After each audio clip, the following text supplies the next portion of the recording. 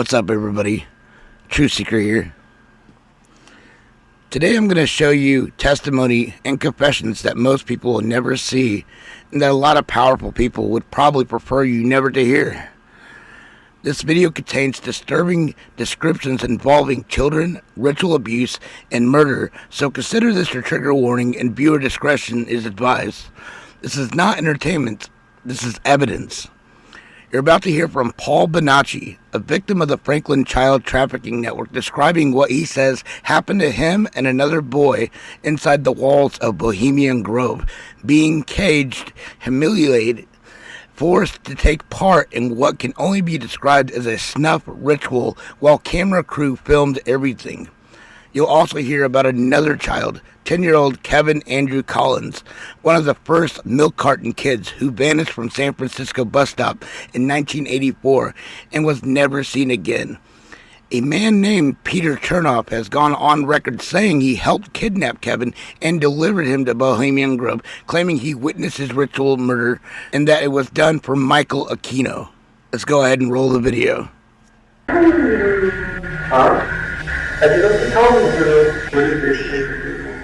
I didn't know that the thing was Bohemian Grove back then, nor did the kid when he was writing it. All he knew was he was taken to this place. Let me just read it. It'll take 3 minutes. Is that okay? Yeah, go ahead. I went in January. Now, this is Bonacci, a kid named Paul Bonacci writing this, and this is directly word for word from his diary.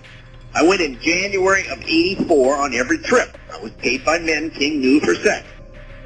The summer of '84, sometime, I went to Dallas, Texas, and had sex with several men King knew in a hotel. I flew on YNR Airlines, by the way, that's a private airline or private charter deal, and CAM Airlines, another private charter deal, normally for King. I never had much personally to do with King, only went where he told me to go. In or on July 26th, I went to Sacramento, California. King flew me out on a private plane from Epley Airfield in Omaha to Denver, where we picked up Nicholas, a boy who was about 12 or 13. Then we flew to Vegas, to a desert strip, and drove into Las Vegas into some ranch and got something. Then flew on to Sacramento. We were picked up by a white limo and taken to a hotel. I don't remember the name of it. We, meaning Nicholas and I, were driven to an area that had big trees. It took about an hour to get there. There was a cage with a boy in it who was not wearing anything. Nicholas and I were given these Tarzan things to put around us and stuff like that. They told me to, I won't use the word, blank the boy and stuff. In other words, have sex with him. At first I said no, and they held a gun to my genitals, I'll use the word, and said do it or else lose them or something like that. I began doing it to the boy and stuff. And Nicholas had anal sex and stuff with him. We were told to blank him and stuff and beat on him. I didn't try to hurt him. We were told to put our blanks in his mouth and stuff and sit on the boy's blank and stuff, and they filmed it. We did this stuff to the boy for about 30 minutes or an hour when a man came in and kicked us and stuff in the genitals and picked us up and threw us. He grabbed the boy and started blanking him and stuff. The man was about, I'm not sure how to say it, the man was about so many inches long, and the boy screamed and stuff, and the man was forcing his blank into the boy all the way. The boy was bleeding from his rectum, and the men tossed me and him and stuff and put the boy right next to me and grabbed a gun and blew the boy's head off. The boy's blood was all over me, and I started yelling and crying. The men grabbed Nicholas and I and forced us to lie down. They put the boy on top of Nicholas, who was crying, and they were putting Nicholas' hands on the boy's blank. They put the boy on top of me and did the same thing. They then forced me to blank the dead boy. It's pretty crude. They put a gun to our heads to make us do it. His blood was all over us. They made us kiss the boy's lips and do other things. Then they made me do something I don't even want to even write, so I won't. After that, the men grabbed Nicholas and drug him off, screaming. They put me up against a tree and put a gun to my head that fired into the air. I heard another shot from somewhere, and then saw the man who killed the boy drag him like a toy. Everything, including when the men put the boy in a trunk, was filmed. The men took me with them, and we went up in a plane. I saw the bag the boy was in. We went over a very thick brush area with a clearing in it. Over the clearing, they dropped the boy. One said the men with the hoods would take care of the body for them. I didn't see Nicholas until that night at the hotel. He and I hugged and held each other for a long while. About 2 hours later, the men or Larry King came in and told us to go take a shower since we had only been hosed off at some guy's house. We took a shower together and then were told to put on the Tarzan things After we were cleaned up and dressed in these things, we were told to put on short socks and a shirt and shoes and driven to a house where the men were at with some others. They had the film and they played it as the men watched. They passed Nicholas and I around as if we were toys. Huh? I did what they told me to do. What'd you do? They told me to do. Huh? I did what they told me to do. What did they say to do, Paul? I said something. Okay. Now you were used to having sex with people, right? Something else must have happened then when it Paul. He was crying and I was telling him.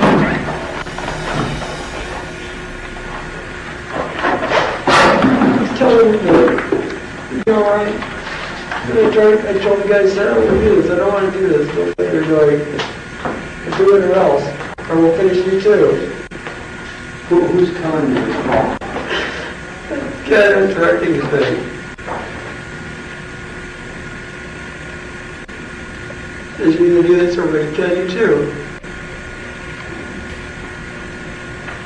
Do what, Paul? Do what? Screwed the kid. Okay, so you screwed the kid, then what happened? And Nicholas screwed the kid too? Yeah. Something you're not telling me, Paul. Yeah. Had some other guy came in and he didn't even know about it. And Nicholas didn't know what was going to go on next. This guy came in and he started kicking the shit out of Nicholas and he started trying to kick the shit out of me.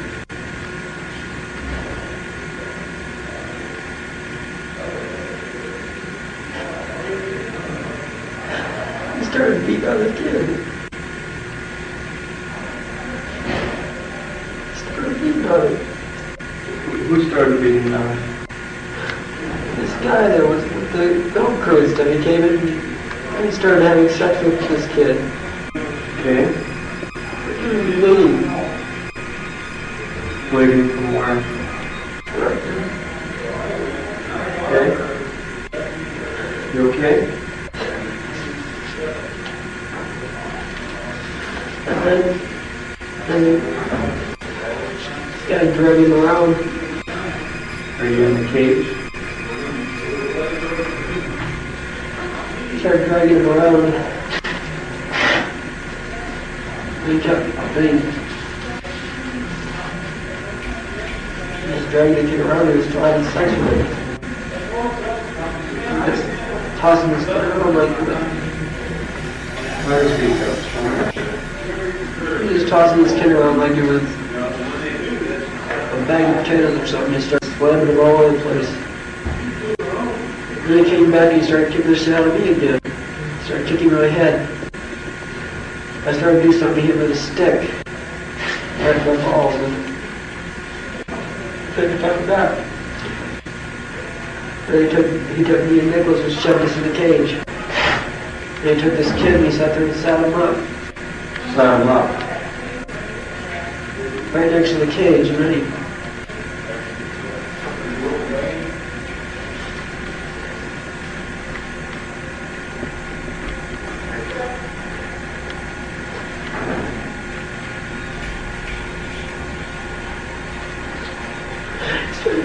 in his face. The kid was just crying.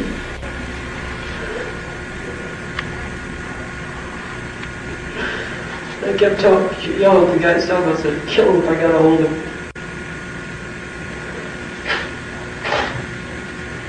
I said, no, they shot him. You what? Shot him. Shot him in his head.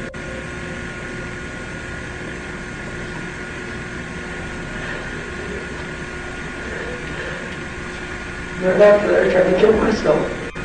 Took me back to the hotel and tried to cut my wrist.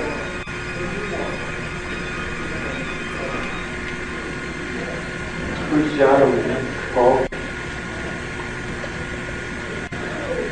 Did you shoot him with a pistol or a rifle?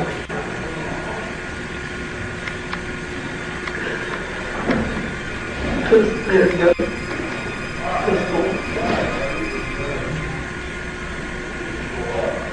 Where exactly did they shoot him on his body? Kind of his head, front and behind, different.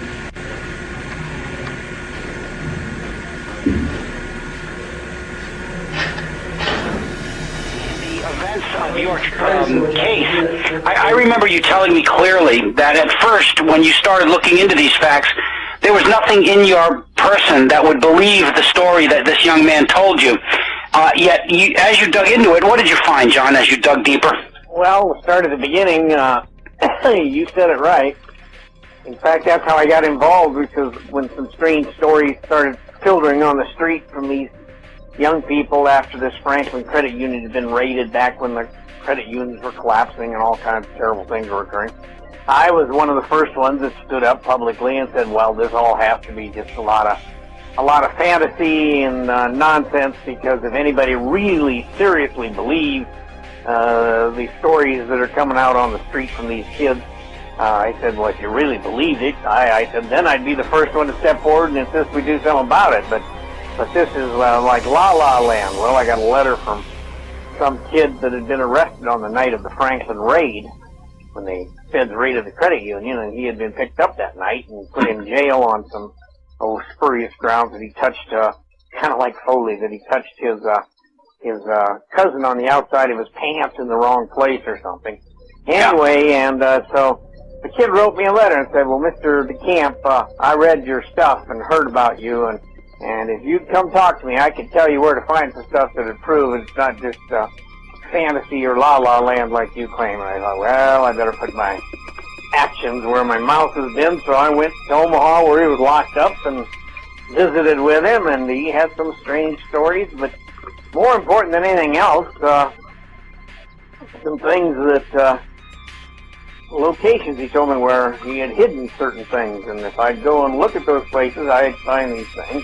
One of them was a set of diaries, and ever since he was a little boy, his grandfather had taught him to keep a diary, and so he kept a diary of everything. And so I thought, well, heck, I'll go check that out. And I went and found these diaries, just like he said they would be hidden in this place. And the first thing I did, though, was I went and took them to one of the group of these company that analyzes writing and printing and ink and all that to see if it's legitimate or whatever. And they came back and they concluded, yeah, this is all kinds of different ink, because some of it didn't exist in this year and others did. And anyway, one thing led to another, and some of the stories then he had written in there I started checking out, and pieces fell into place, and unfortunately then I was in the midst of it and representing and defending the kid, and I went from there on and on and on and on. And you found there were other kids involved here, weren't there? Like with this girl Kimberly and Nellie. Did you ever speak to these two? I think I did. Now remember, this all started close to 85, 86. It got really heavy in 88, 9, 91. Anyway. Right. I'm sure I did. I just don't remember all the kids I spoke to now, and I'm pretty cautious about saying anything if I don't absolutely remember it or have it documented somewhere, as you well know from previous experience. Yeah. Well, everything I did write in that book. When the book first came out, by the way, I don't know if I told you this, but a bunch of fairly prominent people whose names you'd recognize, had some lawyers have a press conference, and they said, well, this was the most libelous, horrible thing that had ever been written, or on and on and on, and that this man, DeCamp, would be sued and his bar or, lawyer license taken away, and libel and slander and on and on and on. So I immediately had a press conference right afterwards. I said, hey, I just happen to agree with these guys that these are the worst, most terrible things anybody could say about anyone, and so on and so forth. I said, however, these people all know, and the lawyers all know, that there is one magic thing, the first thing you learn in law school, that quotes truth. Truth is an absolute defense to any claims of slander or libel. I said, in this case, I'm ready to prove every single thing I wrote, and if I can't prove it, I didn't say it. And I Of course, there were no lawsuits against me or for the book. What you do?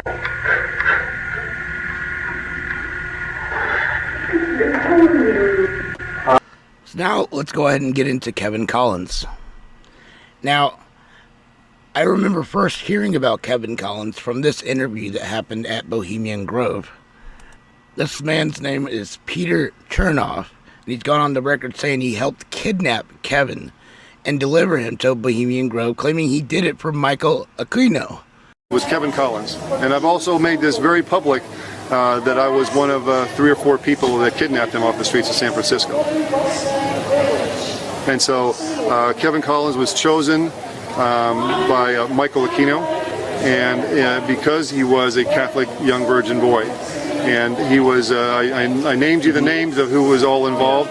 These were all people that were somewhat unknown, at least in the major public at that time. So they are guilty as hell. Is that correct? They are as guilty as most people in the world are of murder. And they definitely were involved in the murder of this child. I later found this, and it really blew my mind. Geraldo Rivera did his daytime talk show back then, actually invites Michael Aquino, and the whole point of him being on that show is to defend against these Satanist cults. He's trying to say that they're not the problem, they're not the ones that's doing this satanic ritual sacrifices or anything, like anybody actually really believes that.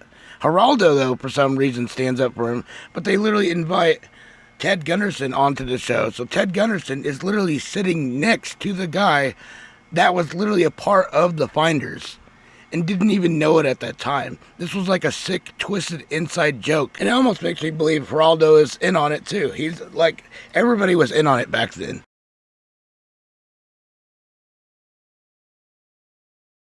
Respected law enforcement professional, recently or retired now from the FBI, former regional director of Los Angeles. Do you, sir, believe that these dreadful allegations of babies being sacrificed are true? I absolutely believe it, without any doubt. Based on the information that's been given to me across the country by numerous survivors and by confidential sources and informants. Then why don't you name these people and arrest them? Never a name, never an arrest. These women come out of a group and they insist that they know the people in the group, and yet they do not identify these large mysterious cults. Name them and arrest them and get them off the street. Does he not make a valid point? He makes a valid point. The problem with that is, number one, police officers don't believe it. I may believe it. You may believe it. Some people in your audience may believe it. They don't believe it. Number two, if you decide to investigate these people, you have to, number one, handle it from an undercover operation. If you put an undercover operation into effect, then you have, in a sense, your own police officers become involved in these heinous crimes, and they are, of course, become murderers. And in addition to that, if you do decide to investigate these people, there's a lot of work. And many law enforcement officers are apathetic and don't want to get involved. Ladies and gentlemen, you have heard this. The debate here could rage over this issue alone for hours and hours and hours. Michael Aquino is right when he says there have not been any successful prosecutions for this horrible allegation. Ted Gunderson is a sincere man with a good reputation who says that there are difficulties in the prosecution. Still, the point is it has never been proven in a court of law. Obviously, it needs more investigation, but if these things are happening, then there should be a national task force of federal and state and local cops working together to prove or disprove. Because this is just unacceptable, this impasse. Come in here for a second, close up. You witnessed the sacrifice of an individual in a satanic ritual at the Bohemian Grove. Is that correct? Yes, yeah, it was Kevin Collins. And I've also made this very public that I was one of 3 or 4 people that kidnapped him off the streets of San Francisco. And so Kevin Collins was chosen by Michael Aquino, and because he was a Catholic young virgin boy. And he was, I named you the names of who was all involved. These were all people that were somewhat unknown, at least in the major public at that time. So they are guilty as hell. Is that correct? they are as guilty as most people in the world are of murder, and they definitely were involved in the murder of this child. It truly, really is a sick world. And I'm saddened that it took this long for people to actually start recognizing it and actually start acknowledging it, but I'm glad something is now, being done. People are now actually trying to expose what they can about all this. There's so many unjust cases that will probably never see the light of justice ever, from the 60s, 70s, 80s, 90s. And that really saddens me the most. What do you guys think about all this? Definitely leave your thoughts in the comments below. Thank you for watching, and I'll see you guys in the next video. Peace.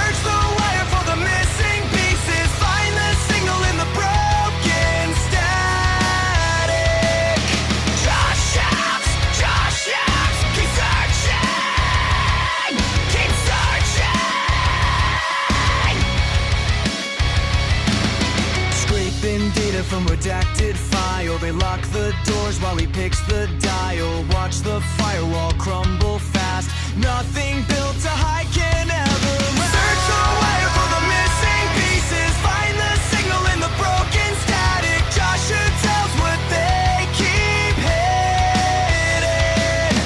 Seeking the truth while the clock is ticking. Search the wire for the missing pieces. Find the signal in the broken static.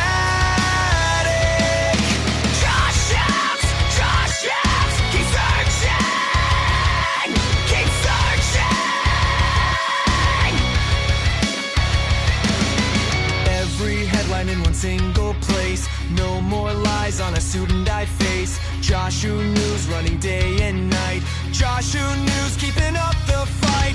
Joshua News putting out the light. Coding the way through the thickest black ink. Writing the thoughts that they won't let us think. 24/7 the updates don't blink. Joshua don't blink. Search the wire for the missing pieces. Find the signal in the broken static. Joshua tells what they keep hidden. Seeking the truth while the clock is ticking. Search the wire for the missing pieces. Find the signal in the broken static. Josh